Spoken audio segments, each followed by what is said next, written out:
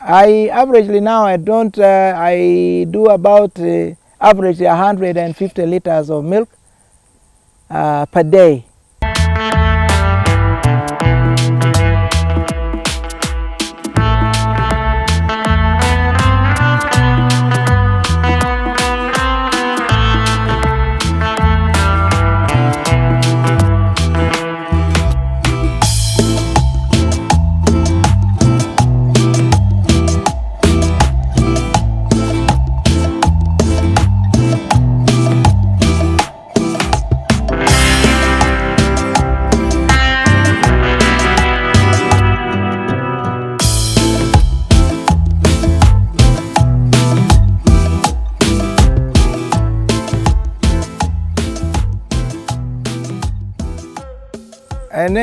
My name's Jokene Timothy, okay?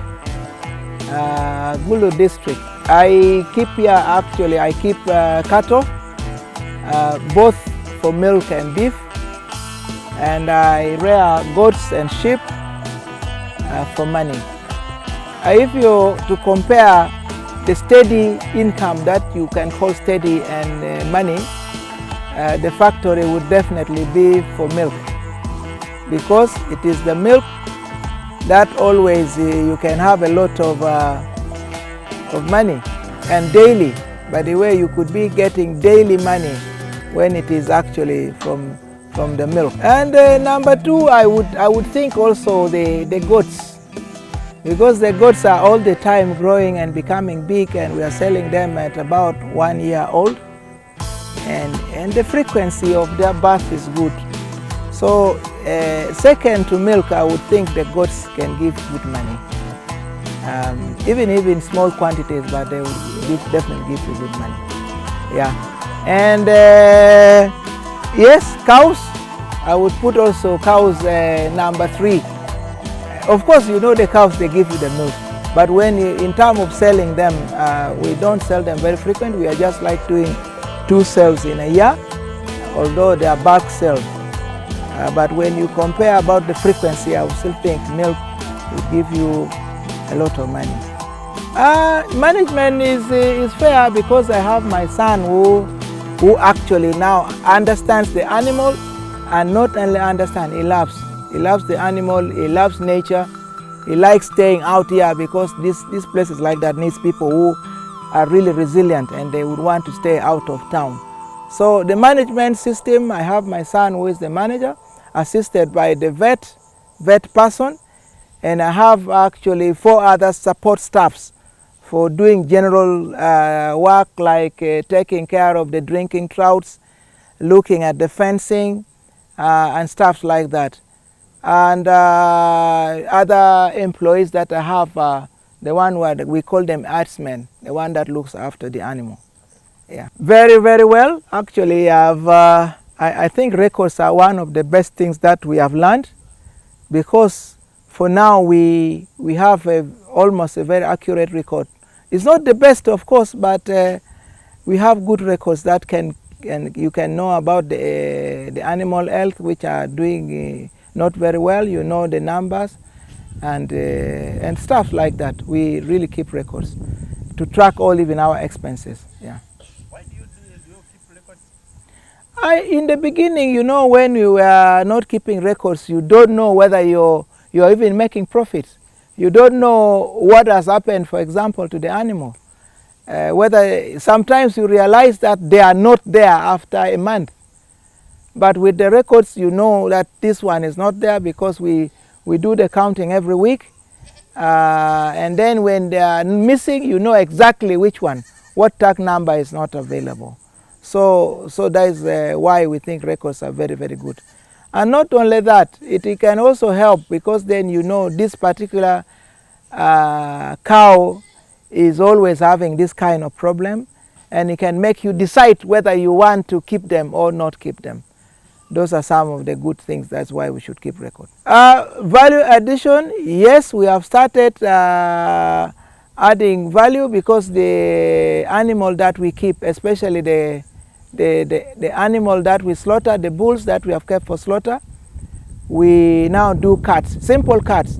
We intend to start also doing others like sausages in the near future. But for the moment, we are slaughtering the animals and simply doing cuts. Machines that we have, if we can consider a tractor, yes.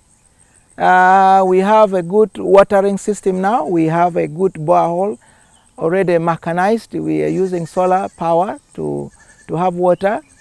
We are now working on a spray race so that we have our animals really automatically now sprayed. Another machine that we are going to acquire in the near future is the baler.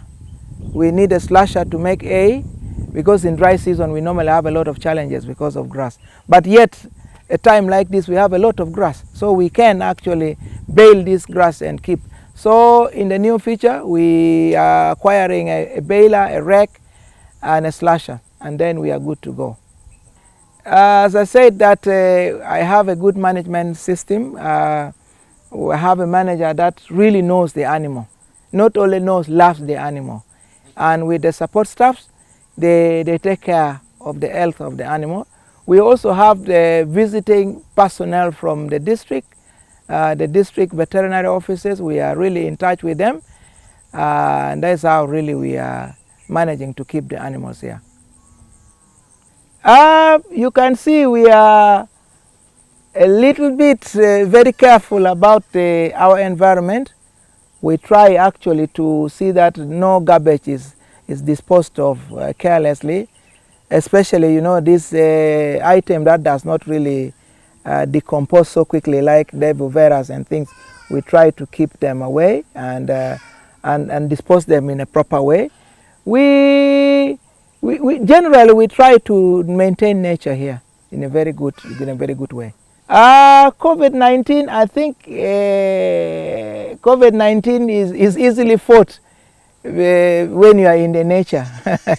People who are congested and doing what are the people that really suffer. But here we are in the nature, number one. Number two, we really enforce the what they call standard procedures, washing of hands, not staying very congested.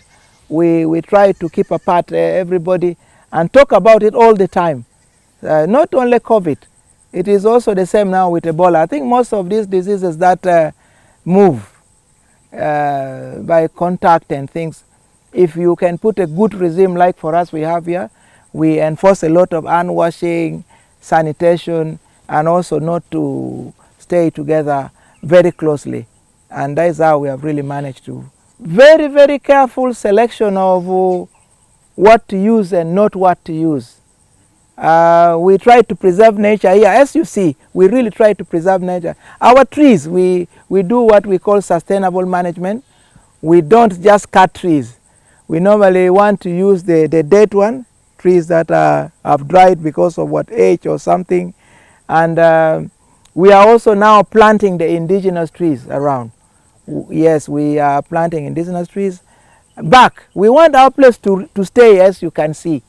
So we really want to care about the environment, and that is something that I always insist and talk to my employees about, keeping our environment clean. Innovation. Innovation here, what we have done, we have a valley tank. We have constructed it in just a way that it flows freely. The water flows, actually we don't use any energy. It is a gravity flow from our valley tank. That is some innovation that we thought preserves also energy. And our valley tanks actually traps water. The rainwater is not from any stream. So that's it. Number two, as you saw, we have our watering system, also using solar powered facility. So we don't store, with engines what it does to the environment. These are really renewable energies that we are using. Community? Oh yes, oh yes. By the way, I have training programs for communities to learn how to take care of the animals in the local way, a local environment. And they come here and learn how to take care of goats, the good practices that they can do. You see, like in the villages, our goats are just tied on the rope. It's not bad, it's good, but it's not the best. And two, we show them that all the animals will need water, because like in the villages, they think animals don't drink water, or they drink it once in a while. So we show them really the cleanliness and all those things we show them. So we impact. Number two, we also deal a lot with animal traction. We actually raise our animal here, the bulls, for plowing. We train them and the communities have access. Number three, actually, even by the improvement, because here we are also doing improvement. Like the goats, you can see we are crossing the local goats with the Boer goats. And the product is what we give the community actually to keep, so that the quality of their animal is better. The same thing with the cows. We are also providing them actually, those one who can afford, both on loan and in cash, those who want actually animal. Like the animal traction program, we have a loan scheme where the community actually pays back in 2 years' time, and we think that is the best that we can do for them, so that they also can, they need also to have their economic situation improved. Accessibility, you will agree with me, as much as the road is not very good, but we have struggled and made at least 13 kilometers of the road, so that is very accessible. Number two, I also run radio programs where I give my telephone number, and the telephone number actually shows you where you can get our offices in town, because not everybody can come directly here. So I have my manager's number always read on these radio programs, and my number also is read on radio. That is the way, and we can give you access to this. We have had challenges with the road network. We have already tried to do our best to see that it is okay, and that's when now we want to have the signage very clearly put, so that you can also have direction. But now verbally we tell you where we are and you will get us. Well, the drugs we use, the recommended drugs, normally, as I said, we liaise with the district veterinary officers. That gives us guidance on what to use, because it is common practice now for everybody to go and buy any drug and use on their animal. I think that is not very wise. Here we know that we have, our biggest problem here is of course tick-borne diseases. So the animal that we use a lot is, number one is a parasite for spraying the animals. You need to spray them. When we are spraying our animals weekly, every week we are spraying once, and that means we use a lot of acaricide. Number two, we keep in stock actually what we call oxytetracycline. These are also is like antibiotics, and the antibiotics mainly that fights diseases which are caused by ticks. These are the ones that we keep in plenty. We have actually the 10%, the 20% and 30%. We use a lot, quite a bit of that, and followed by deworming, because we do deworm our animals also twice in a year.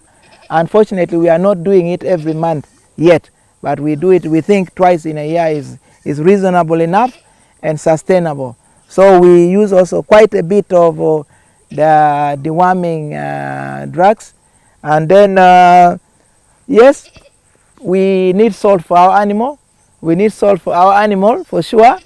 And yes, those are some of the drugs that we use. And of course we also do vaccination twice. This place still prone to tsetse fly, so we vaccinate using samarin twice a year. In the beginning, when the grass starts to come up, and when the dry season is about, we also do. So we do it twice a year. I have solar, both for lighting and using small equipment for charging phones and radios. We are using solar, and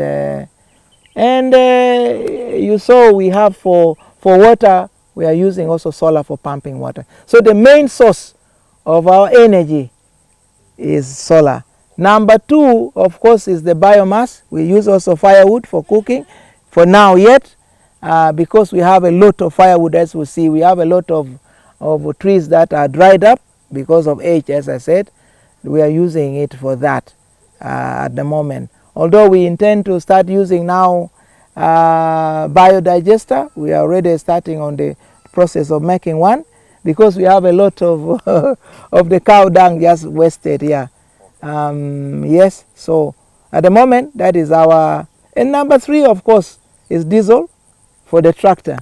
Yeah, and then petrol for the motorcycle. But the main energy we are using in the farm is that renewable, from renewable energy.